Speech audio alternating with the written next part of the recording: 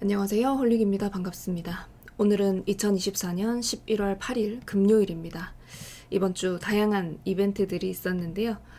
일단 미국 대통령 선거가 있었고 트럼프 후보가 당선 확정이 되었습니다. 그리고 그 이후로 FOMC 회의가 있었는데요. 한국 시간으로는 오늘 새벽 4시에 성명서 발표가 있었습니다. 여기 FOMC 회의 결과 내용 알려드리도록 할게요. 미국 현지 시간으로 7일 연방준비제도는 이틀간의 FOMC 회의 이후 발표한 성명에서 연방기금금리 목표 범위를 4.5에서 4.75%로 종전보다 25bp 내린다고 밝혔습니다. 앞서 연준은 작년 7월을 마지막으로 해서 금리를 25bp 인상한 뒤에 같은 해 9월부터 금리를 동결해 오다가 직전 FOMC가 열린 지난 9월 전격적인 빅컷 50bp 인하를 시작하면서 통화 정책 방향을 전환했습니다. 두 번의 회의에 걸쳐서 75bp가 인하되었기 때문에 이 연방 기금 금리 목표 범위는 작년 2월 수준으로 되돌아가게 되었습니다. FOMC는 성명에서 최근 지표는 경제 활동이 견조한 속도로 확장되어 왔음을 시사하고 있습니다. 그리고 올해 초 이후 노동시장 환경은 전반적으로 완화되었습니다. 라고 얘기를 했고요.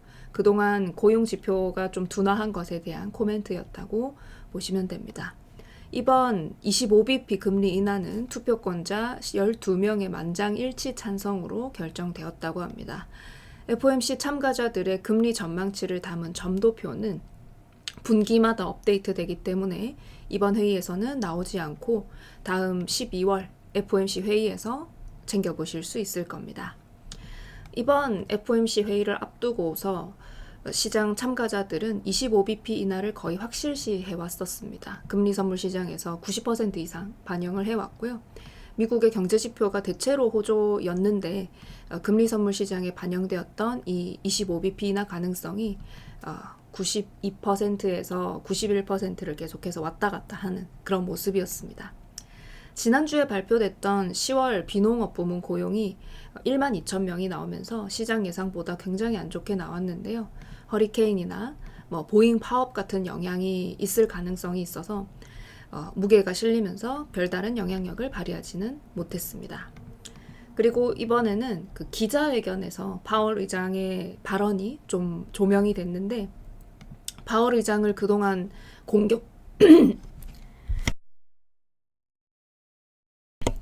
파월 의장을 그동안 좀 공격해왔던 트럼프 전 대통령의 재집권 성공으로 해서 파월 의장과 백악관의 사이가 사실 좋지 않은 처지에 놓인 상태입니다.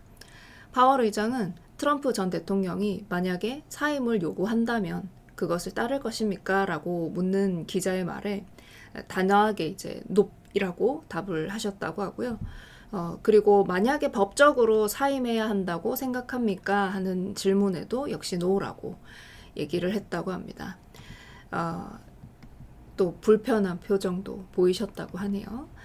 파월 의장은 대통령이 자신을 해고하거나 강등시킬 권한이 있는지 혹은 대통령이 지도부에 있는 연준 이사들을 강등시키는 게 합법적인지 혹은 이제 연준이 결정했는지 묻는 말에는 그런 것이 허용되지 않는다라고도 선을 긋기도 했습니다. 차기 행정부의 경제정책에 연준이 어떻게 대응할 것이냐 하는 것에서는 단기적으로 선거는 우리 정책 결정에 아무런 영향도 미치지 않을 것입니다. 라고 얘기를 했습니다. 이렇게 이번 FOMC 25bp 금리 인하로 마무리가 됐고요. 이번에 다양한 이벤트들이 있었는데 시장에서도 변동성이 제법 나왔습니다. 국장을 제외하고 다른 나스닥, S&P, 신고가 경신 같은 것들이 있었고요. 최근 빅테크 주식 상승도 아주 신고가 갱신으로 많이 나왔고 앞으로도 이런 변동성이 조금 더 지속할 수 있고요. 대통령 취임식은 내년 1월이고요. 그리고 이번 주부터 썸머타임 해제되면서 또 시간이 한 시간씩 밀렸으니까 대응하시는 분들 그런 것들 참고하시면서 보시고요. 오늘 또 한 주를 마무리하는 금요일입니다. 안전하게 대응하시고 성공 투자하시기 바랍니다. 오늘도 화이팅!